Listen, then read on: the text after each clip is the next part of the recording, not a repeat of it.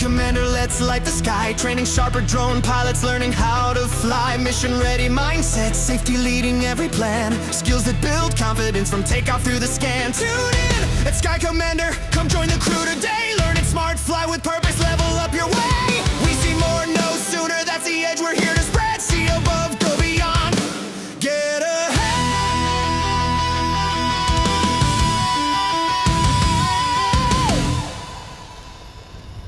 Okay, let's get started. Imagine you hire a professional drone pilot to map out a massive multi-million-dollar construction site for you. Right. You're trying to track earthwork, or maybe you're settling a billing dispute with a contractor. Which happens all the time. Exactly. So the drone launches, Yeah. and it flies this beautiful, just flawless lawnmower grid back and forth across a crystal clear sky. Oh, yeah, the perfect flight. Right. The pilot looks completely calm, totally in control. The aircraft lands safely. The battery is fine. Everyone on site claps. They pack up the truck and head home. Mission accomplished, sorry. You would think so. But then the data hits the photogrammetry software back at the office, and it just completely disintegrates. Oh, man. The 3D map has giant gaping holes in it. That critical stockpile you needed to measure looks like it, I don't know, melted in the sun. A melted candle look. Yeah. And the edges of the buildings are warped into these bizarre, surrealist shapes. And the final orthomosaic looks like it was assembled by a raccoon with Wi-Fi. That is a phenomenal image. Right. Mostly because it captures that visceral shock that operators feel when they realize the massive gap between what the drone did and what the software actually produced. Because the flight looked perfect. Exactly. The aircraft didn't fail. The software didn't glitch. I mean, the drone executed the precise mathematical path it was programmed to fly. So what went wrong? Well, that fundamentally is the crisis we're looking at. We have a central thesis for you today. A drone grid is literally just a pattern through space. Okay. It is nothing more than a method of moving an aircraft from waypoint A to waypoint B. Right. The processing algorithms, whether you're using Pix4D, Drone Deploy, Metashape, whatever, they do not care that your flight lines were aesthetically pleasing. Or that the pilot felt really good about it. Right. They don't care about your feelings.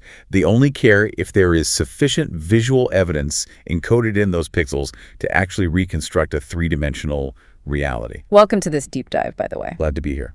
We've pulled together a massive stack of manuals, field guides, and professional standards on precision drone mapping for you today. Some really dense material. Yeah, we're talking texts like Beyond the Grid, Mission Command, and the Invisible Failure.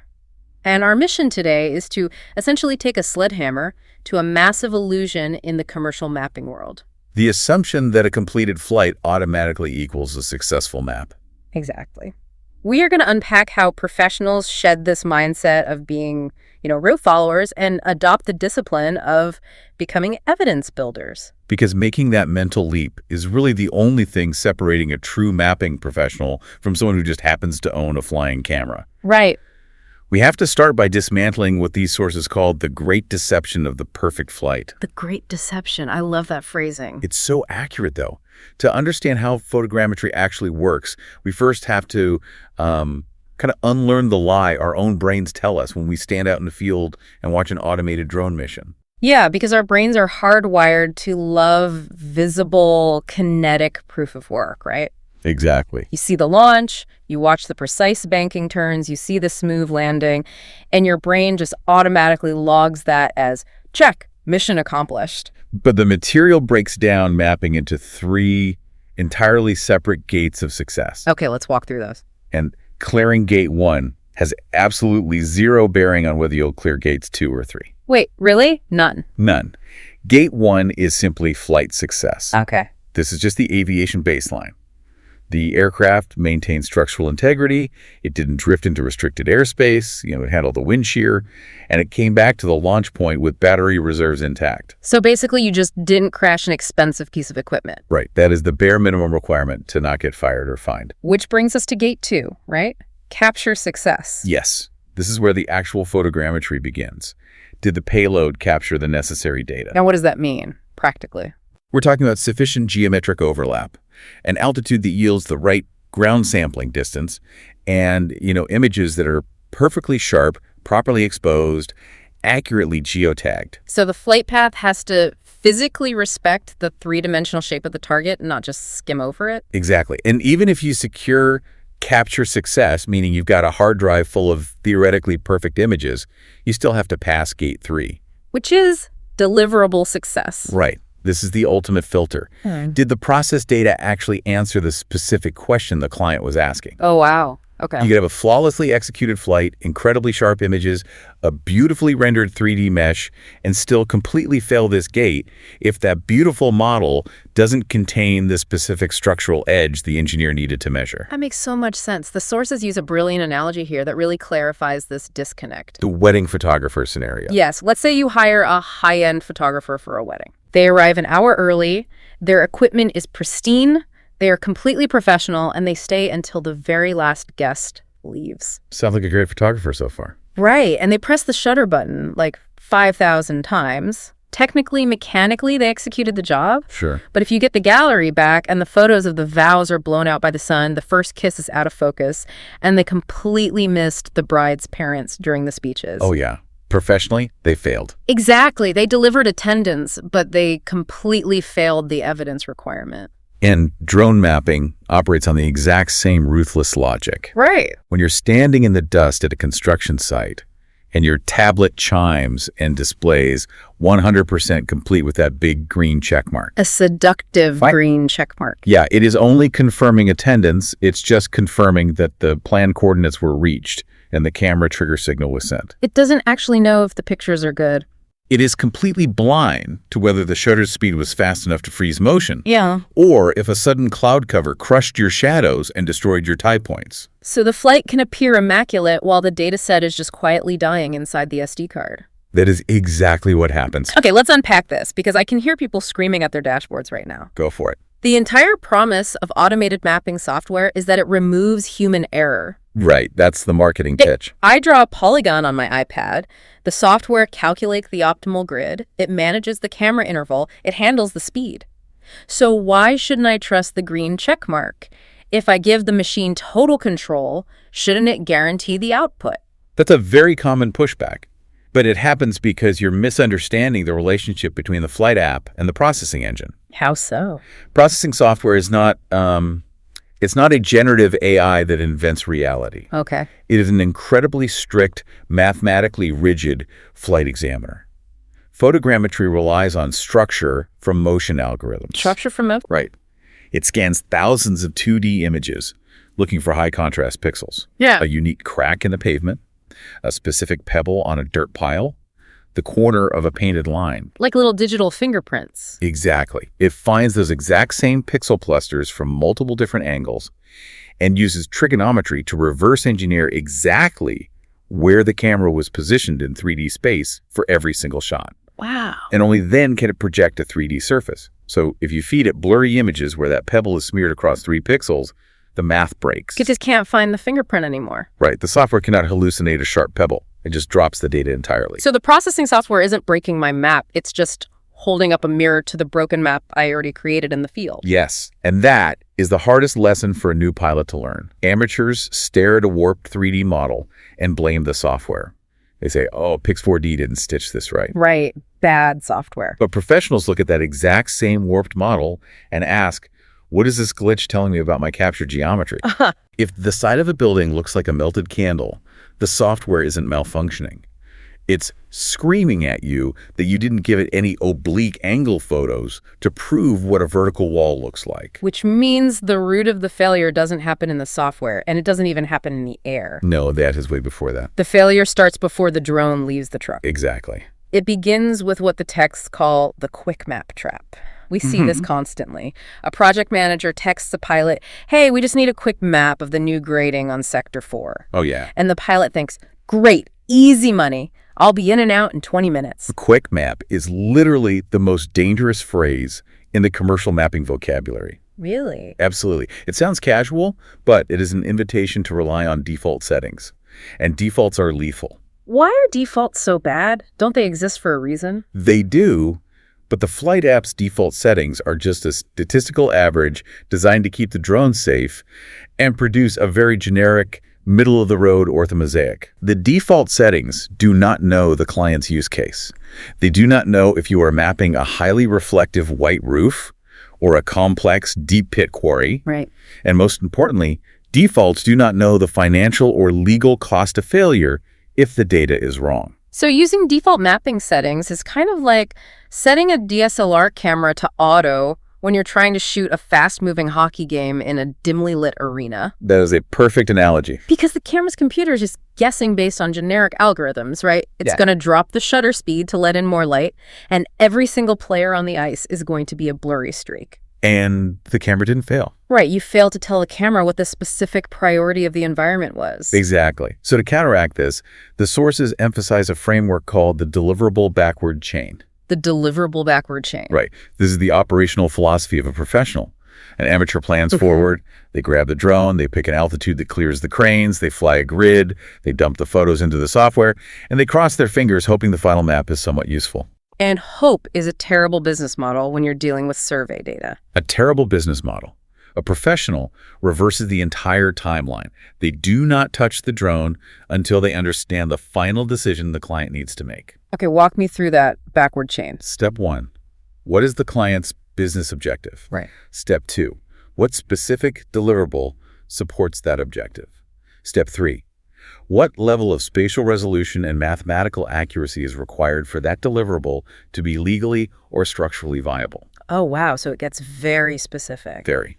And then step 4, what ground sampling distance, what flight geometry, and what camera payload guarantees that resolution? So the drone itself is just an afterthought? The drone is the absolute last variable in the equation. The deliverable is the boss. Let's really dig into this translation process because clients are not photogrammetrists. No, they are not. A site superintendent is never going to email you and say, I require a digital surface model with a 1.5 centimeter ground sampling distance, 80% frontal overlap, and a root mean square error of under 3 centimeters. If they do, they're probably testing you. Right. They are just going to say, hey, I need to bill the earthwork contractor for the dirt they moved this week. And that is exactly where you earn your fee. Right. Bill a contractor is a financial transaction.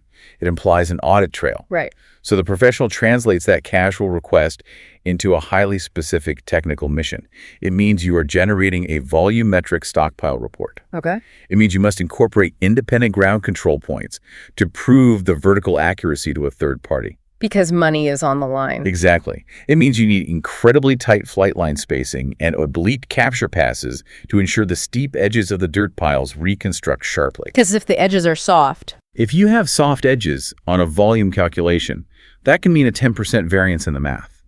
And a 10% variance on a massive earthwork project could be a $50,000 error. Wow. So if you just throw the drone up on default settings at 400 feet, you might hand them a beautiful high-resolution picture of the dirt. But the underlying Z-axis data will be mush. You've essentially just handed your client a financial liability wrapped in a pretty JPEG. Precisely. But this brings up a really fascinating friction point in the texts.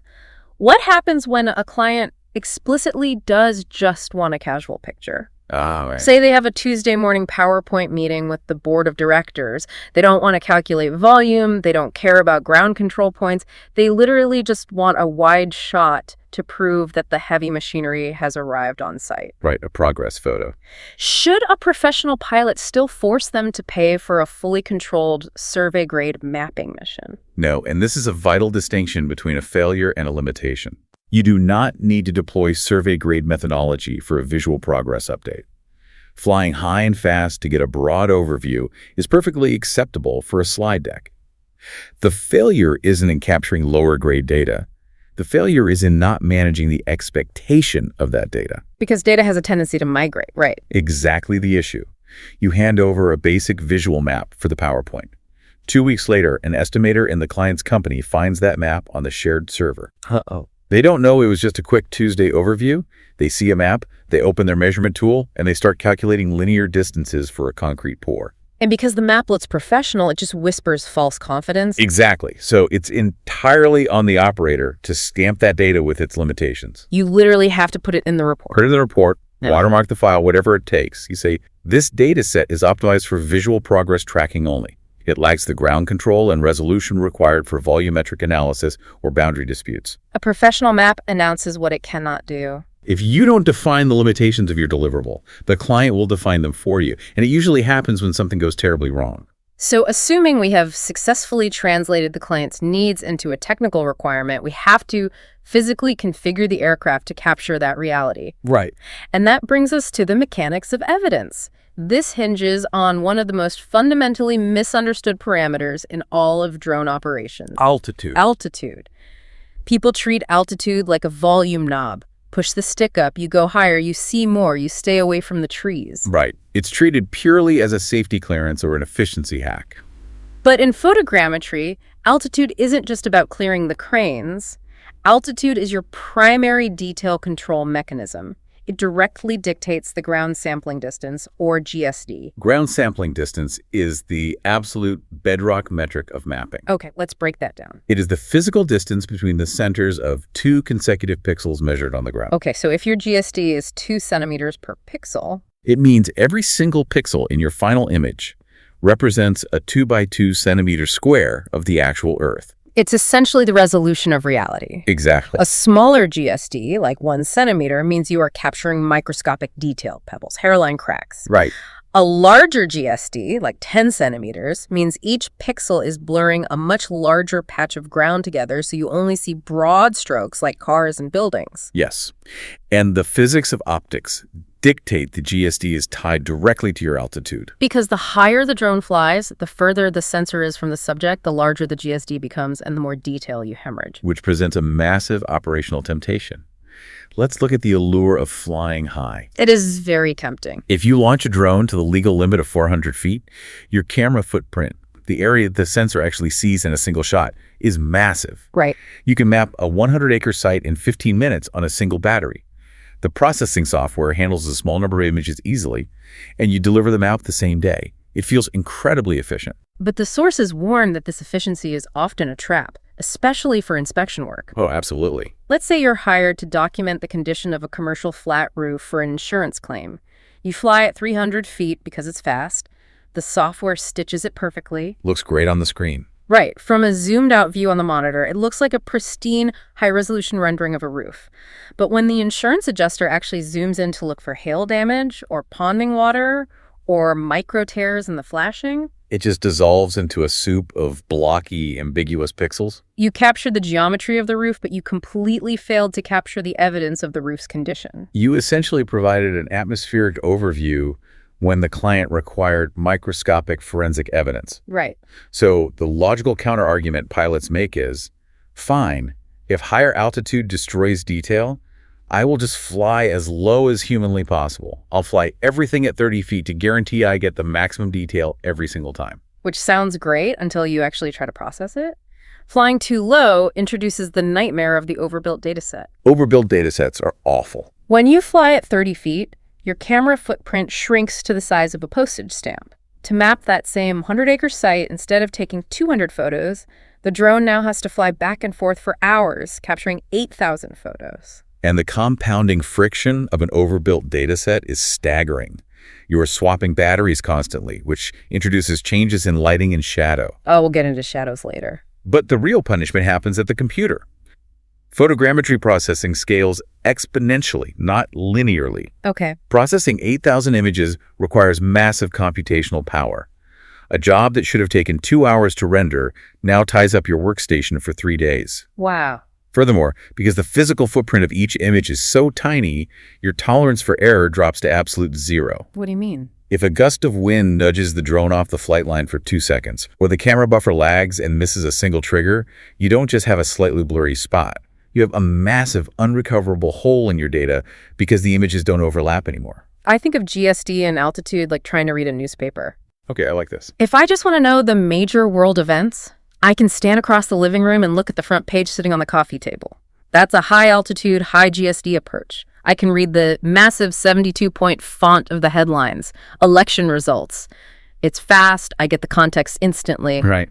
But if I need to read the fine print in the classified section, standing across the room is totally useless. I need to walk right up to the table and use a magnifying glass. That's the low-altitude, low GSD approach. That makes sense. But here's the trap. If I try to use that magnifying glass to read the entire newspaper, dragging it line by line over every single page, it's going to take me 6 hours, my eyes will be bleeding, and I'll lose the broader context of the articles. It is about matching the precision of the tool to the scale of the requirement. You establish what the smallest critical feature is, say a 2-inch pipe sticking out of the dirt, and you calculate the exact altitude that makes that pipe recognizable across 3 pixels. You fly at that specific altitude and not an inch lower. Okay, so we have the altitude dialed in, we've managed the detail. But a map is fundamentally a mosaic. It's hundreds or thousands of individual frames. Right. The software has to somehow understand how these separate two-dimensional rectangles relate to each other in 3D space. Which leads us to the concept of overlap, the literal glue of photogrammetric reality. If you do not understand overlap, you cannot reliably map, period. Yeah. We mentioned earlier that algorithms look for high contrast pixels or tie points. Right, the fingerprints. Exactly. The software's entire function is to find the exact same tie point in multiple images. To do that, the images must share a significant percentage of the same physical ground. The sources use a jigsaw puzzle analogy here, but with a twist.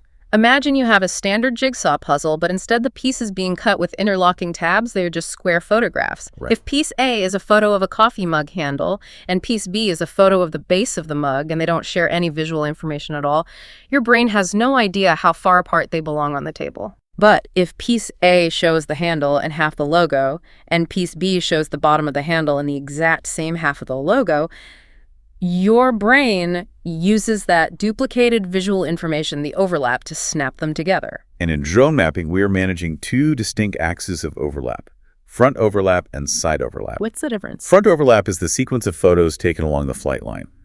As the drone flies north, it takes photo 1, moves a few meters, takes photo 2.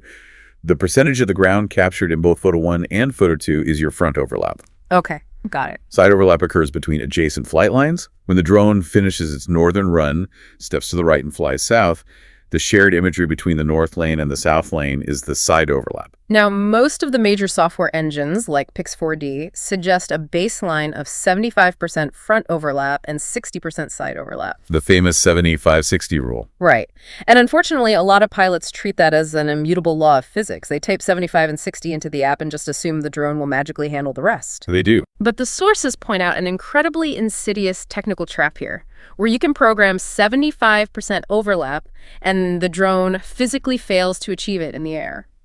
This is where speed becomes the silent killer of photogrammetry. Wait, speed? Speed. Overlap is not just a spatial concept. It is a mechanical formula involving the altitude, the sensor footprint, the drone's velocity, and the right speed of the SD card. Oh, wow. Let's walk through that failure mechanism. Okay, say you are flying low to get a tight GSD. Your footprint on the ground is small. You set the drone to fly at 15 meters per second, and the camera is set to trigger every 2 seconds. Okay. In those 2 seconds, the drone travels 30 meters. But if your entire image footprint is only 40 meters wide, your camera is physically moving past 75% of the frame before the intervalometer even triggers the next shot. So your front overlap just plummeted from 75% to, 25%? Exactly. And your data set is effectively ruined. And the pilot has no idea. None. Because the app screen still says 75% requested. Furthermore, if you are flying with a strong tailwind, your ground speed increases even more. Right, pushing the drone faster. The camera's internal buffer might fill up trying to write massive raw files to the SD card, causing it to skip a trigger entirely. Now you have a 60-meter gap. Wow. The intervalometer simply cannot keep up with the physical reality of the flight dynamics. You have to slow the aircraft down to let the hardware match the geometry. Speed management is critical then. But there's another geometric trap, right? The camera angle. The default setting for most mapping apps is a nadir orientation. Nadir, yes. Which means the camera gimbal is pointed straight down at the Earth, 90 degrees to the horizon. Nadir is highly efficient if you are mapping a purely 2D surface. A freshly paved parking lot, a flat agricultural field. Right. But the moment you introduce verticality in the building, an excavator, a steep stockpile nadir becomes a massive liability. Because if the subject has sides, the camera needs to see the sides. If you fly straight over a 3-story building looking straight down, you capture a beautiful, high-resolution footprint of the roof. but the camera sensor barely glimpses the brick walls. Right. When the software tries to build a 3D model, it knows where the roof is in space and it knows where the grass is, but it has 0 pixel data for what connects the two. So it panics, and it literally just stretches the pixels from the edge of the roof down to the grass. The industry terms are melted walls or waterfalling. A top-down grid provides the X and Y coordinates. It tells you where the building is located on the Earth. But Z-axis reconstruction, understanding the actual shape and texture of the vertical plane, requires oblique angles. So the camera tilted. Yes, tilted at 45 or 60 degrees, actively looking at the facade. So to build a true 3D model of a complex site, you can't just fly one lazy lawnmower grid and go home. No, absolutely not. You have to design a multi-layered evidence collection path. You fly the high nadir grid for the base worth of mosaic. Right. Then you fly a crosshatch pattern, a grid flown in 2 perpendicular directions, like a checkerboard with the camera tilted 60 degrees. Exactly. And if there's a critical stockpile or an intricate structure, you fly a manual circular orbit around it at multiple altitudes, pointing the camera at the center to capture every single facet of the geometry. That is the difference between capturing a map and building a spatial database. But here is where the entire theory gets tested. You can have the perfect GSD, you can slow the drone down, you can fly beautiful oblique orbits. Okay. But what happens when the physical Earth itself actively resists your algorithms? Oh, man. That brings us to what the sources call the site punishers, because sometimes the environment is entirely hostile to photogrammetry. It really is. There is a counterintuitive psychological trap here. If a human walks onto a messy, chaotic construction site everywhere, tire tracks, scattered lumber, random piles of rebar, we think it looks incredibly complex. Right. But if we look at a pristine, untouched field of fresh snow or a perfectly smooth concrete pad, it looks incredibly simple. To us, yes. But for the software, it is the exact inverse. The messy site is an algorithmic dream, and the clean snow is a catastrophic nightmare. It all comes back to how the structure for motion algorithms calculate tie points. The software uses feature-matching matrices, like SIFT, to find contrast gradients. Contrast gradients. Yeah. A messy site is a goldmine of contrast. A dark tire track crossing a bright white rock right next to a yellow piece of wood. That is a highly unique, easily identifiable cluster of pixels. Right. The algorithm can instantly recognize that exact cluster across 20 different photos and lock down the geometry perfectly. It's like a jigsaw puzzle where every piece has a very distinct part of a face printed on it. Perfect example. Yeah. But consider a field of fresh snow. To the algorithm, the histogram is entirely flat. Every single pixel is a nearly identical shade of white. Oh, wow. There's no contrast, no gradient, no unique feature to lock onto. It is a blank matrix. You could overlap your photos by 95%, but if every photo was just a white square, the software will completely fail to align the data set. It literally cannot figure out how the photos connect. So the text identifies several of these low-texture site punishers. Snow is obvious. Flat water is another massive one, right? Flat water is terrible. Because not only does water lack texture, but it reflects light unpredictably, and worse, it moves. The wave ripples change between photo 1 and photo 2. Exactly. Smooth, newly installed white roofing membranes. Giant, uniform gravel yards where every piece of gray limestone looks identical to the algorithm. Even dense, uniform agricultural crops where every row of corn sways in the wind and looks exactly the same. So when a professional operator encounters a Punisher surface, they shift into mitigation mode. What does that look like? You don't use defaults. You manually overexpose or underexpose the camera to force whatever microtexture exists, like shadows in the snow, to actually appear in the raw file. Okay. You crank your overlap to 85% to give the algorithm more chances to find a match.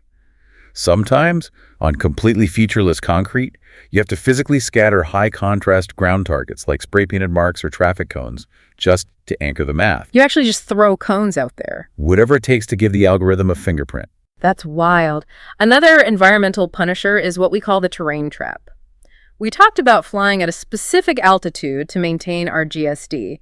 Let's say you calculate that 200 feet is your perfect altitude, but 200 feet above what? The takeoff point, or the actual ground beneath the drone at any given moment, that is the critical distinction. Right.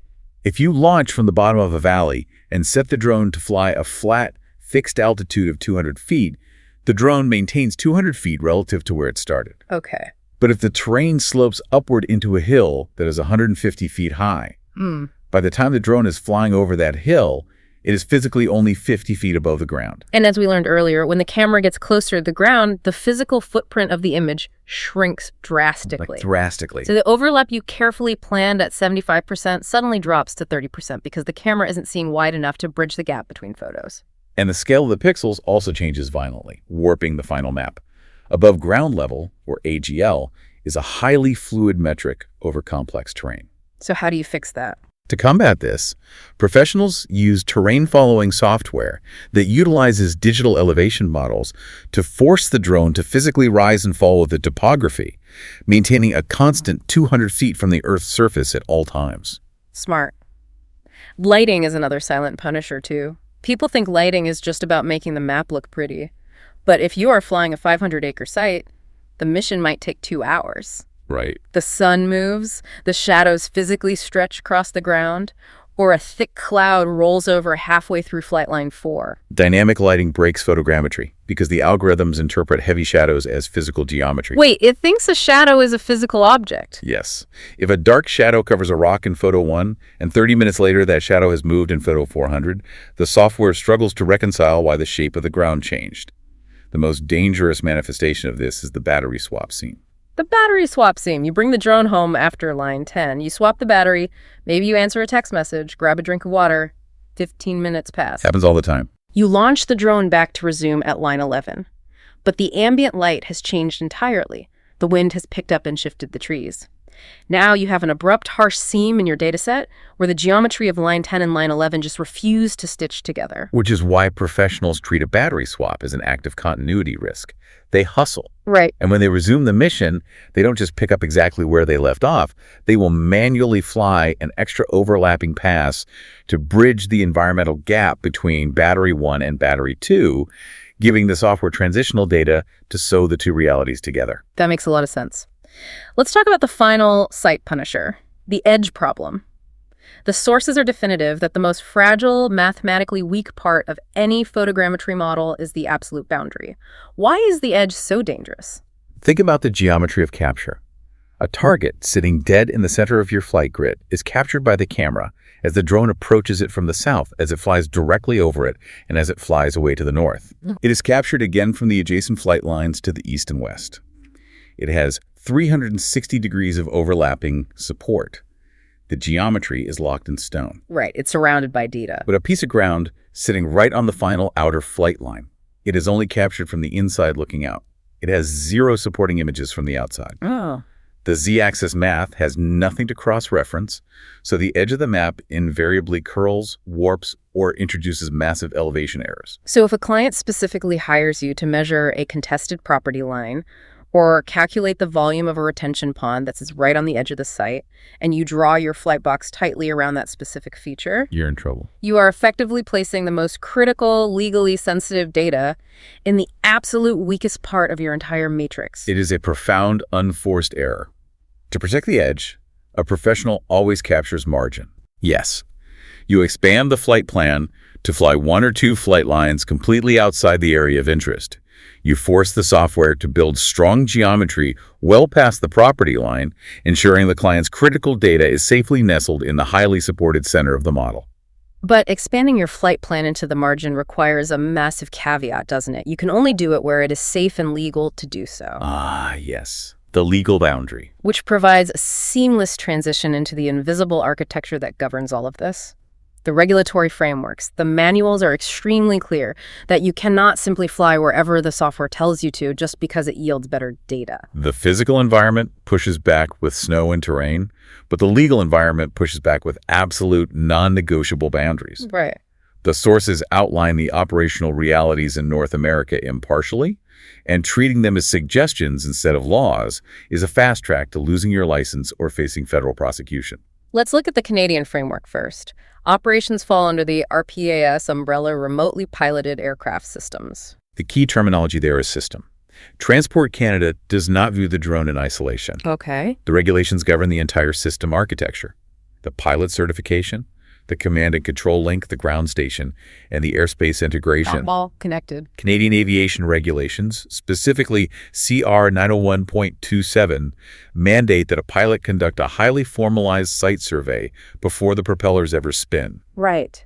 You don't just check for trees, you assess the exact class of airspace, you plot emergency launch and recovery zones, and you evaluate the suitability of the entire operational volume against the performance limits of the specific aircraft. The sources also detailed a massive regulatory shift happening in Canada with the 2025 amendments to the CARS. The 2025 updates represent a watershed moment for Canadian mapping. How so? They are establishing phased, standardized pathways for lower risk beyond visual line of sight, or BVLOS operations. Oh, wow. This fundamentally changes the economics of mapping long linear infrastructure like pipelines or highways, allowing operations with medium-sized systems without requiring prohibitively expensive special flight operations certificates for every single job. That's huge. Now, contrast that with the framework in the United States, which is governed by the FAA under Part 107 for Small Unmanned Aircraft Systems, or SEAS.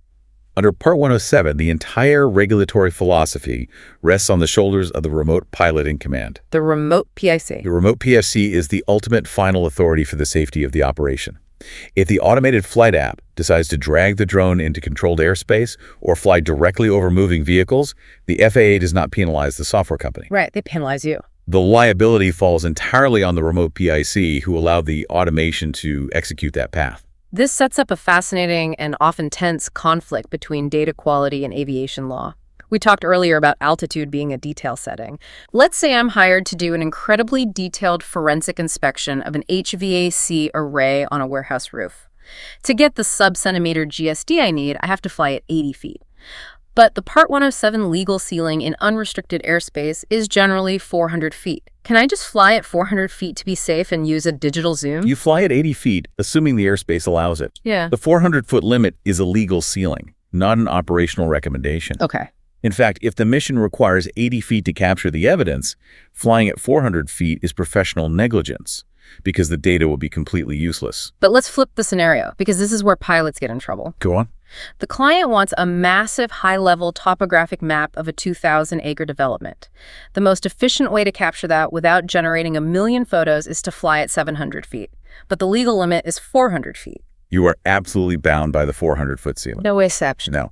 Aviation law trumps data efficiency every single time. Yeah. You cannot violate federal airspace simply to make your processing time shorter. If the legal limit forces you to fly lower than is optimal, then you fly lower. You swap more batteries, you capture the massive data set, and you deal with the processing overhead. Bad aviation safety is never justified by good data requirements. That is so important, and this ties into a severe terminology trap that genuinely causes crashes: the discrepancy between AGL and MSL. This is one of the most critical conceptual failures in mission planning. AGL is above ground level. It is the absolute physical distance from the belly of the drone straight down to the dirt. Okay. MSL is mean sea level. It is the true elevation of the aircraft relative to global sea level. Most commercial drone regulations, like the 400-foot limit, are dictated in AGL. You cannot fly higher than 400 feet from the ground beneath you. The danger is that mapping software, digital elevation models, and airspace charts frequently mix these datums up. Imagine you are mapping a site in Denver, Colorado. The mile-high city. Right. Denver's elevation is over 5,000 feet MSL. You are standing in a park, and you command the drone to fly at 200 feet AGL. The drone is physically 200 feet above the grass, but its MSL altitude is 5,400 feet.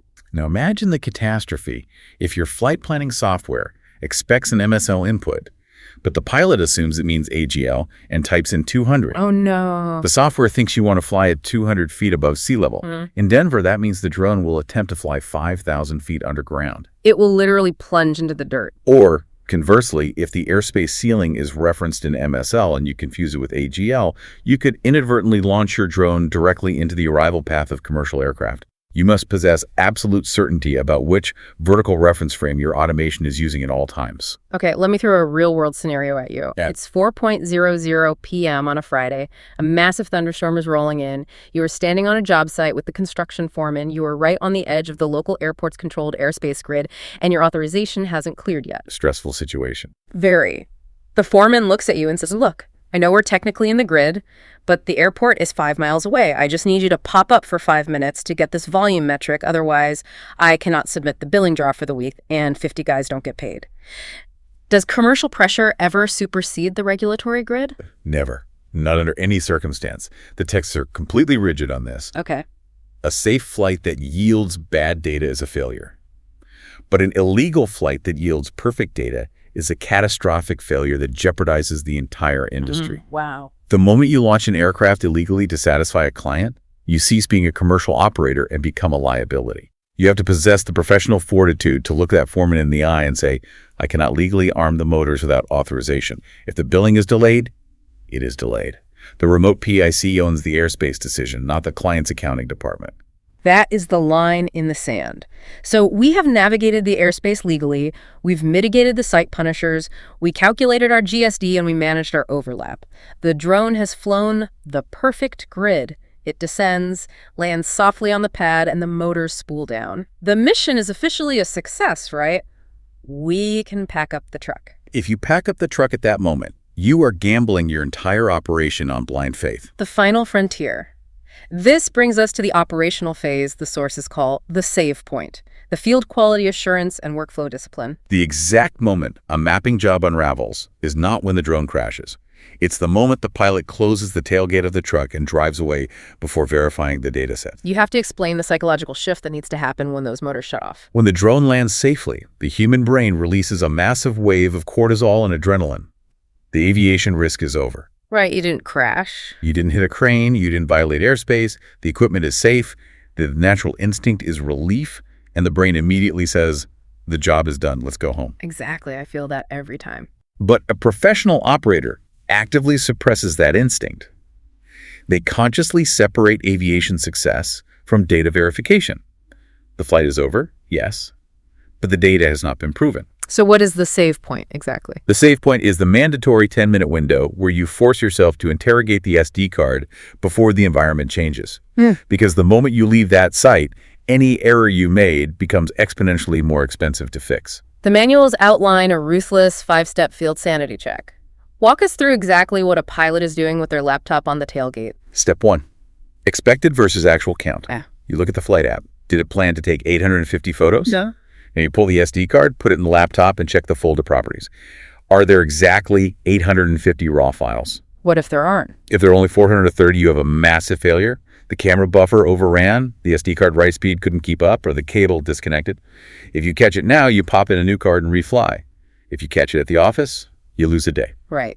Okay, step 2, coverage completeness. You open the images in a grid viewer. You are not just looking at the center of the site. You are looking for geometric integrity. Okay. Did a massive gust of wind push the drone off its track on flight line 6, creating a hole in the overlap? If you swapped batteries, look at the photos immediately before and after the swap.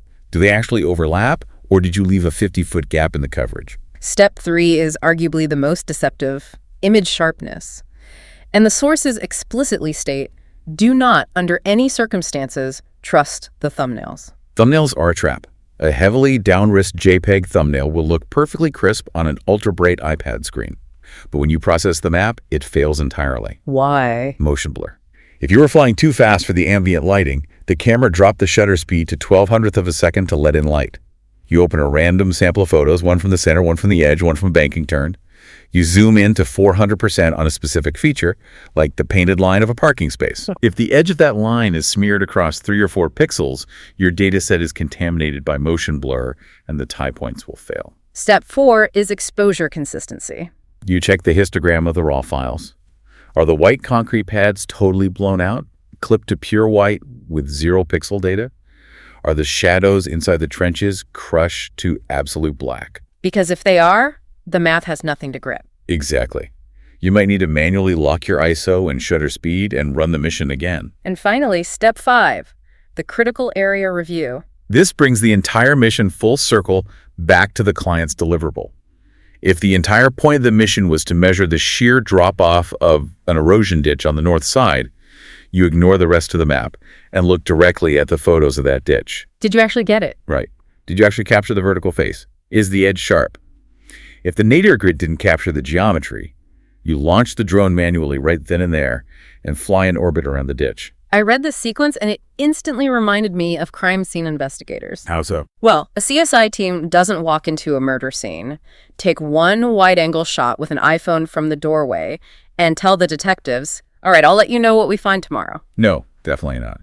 They secure the scene, they check the macro lens focus on the fingerprints, they ensure the flash eliminated the blood spatter correctly, they verify the geometric relationship of the evidence before the yellow police tape comes down.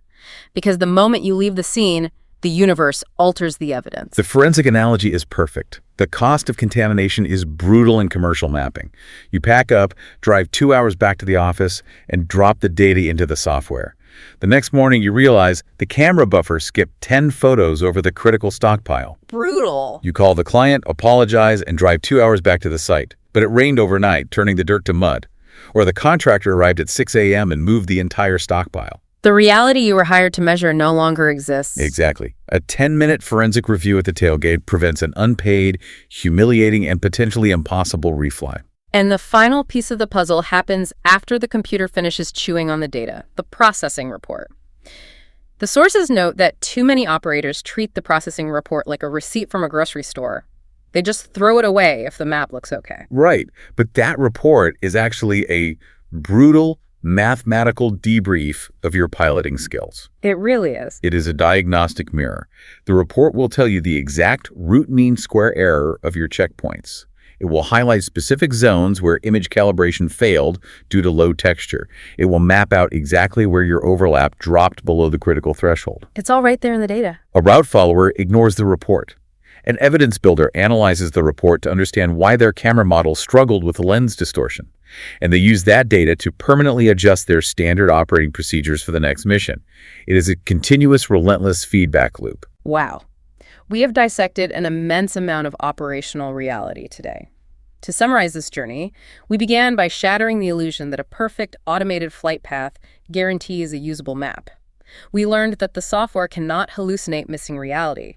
It only evaluates the evidence you capture. We dissected the quick map trap, learning that professionals employ a deliverable backward chain lighting, letting the client's business decision dictate the ground sampling distance, which dictates the altitude, which dictates the flight path. We explored the physical mechanics of evidence. We established that altitude is a detailed control mechanism, not just a safety buffer. We mapped the geometry of overlap, exposing how the physical velocity of the drone can outrun the camera's ability to write data to the SD card, destroying the tie points. We confronted the site punishers, the uniform snowfields, the dynamic shadows, the moving water, and learned why algorithms fail and deprived of contrast gradients. We protected the fragile edges of the model by capturing margin. We navigated the unyielding legal architectures of Canadian cars and U.S. Part 107, recognizing the lethal danger of confusing MSL with AGL datums and proving that commercial urgency never outranks aviation safety. And finally, we established the absolute necessity of the save point, the forensic pixel-level interrogation of the dataset at the tailgate of the truck before the environment has a chance to alter the evidence. The ultimate takeaway here, regardless of whether you map terrain or manage complex automated systems in an entirely different industry, is that automation is just execution. The human operator owns the logic, the variables, and the verification. A script can fly a drone perfectly through three-dimensional space, but a script does not know what truth you are trying to extract from the ground. I want to leave you with a final thought to mull over, building on the exact danger of that automated green checkmark. In your own professional life, far removed from drones or photogrammetry, where are you currently trusting the automated confirmation of a completed process without ever stopping to verify if the underlying evidence actually supports the final decision? Where are you packing up the truck and leaving the scene before you've actually checked the data? It really is the ultimate diagnostic question. Don't trust the machine summary. Interrogate the raw data. Don't assume the X-ray is perfect just because the machine beeped. Look at the film! Thank you for joining us on this exhaustive deep dive into the invisible, unforgiving, and utterly fascinating world of precision mapping. We'll catch you next time. That's a wrap on today's mission, Commander. See above, go beyond, get ahead. For more training, tools, and intel, head to skycommander.ca. If you learned something new, share it, subscribe, and leave us a 5-star debrief.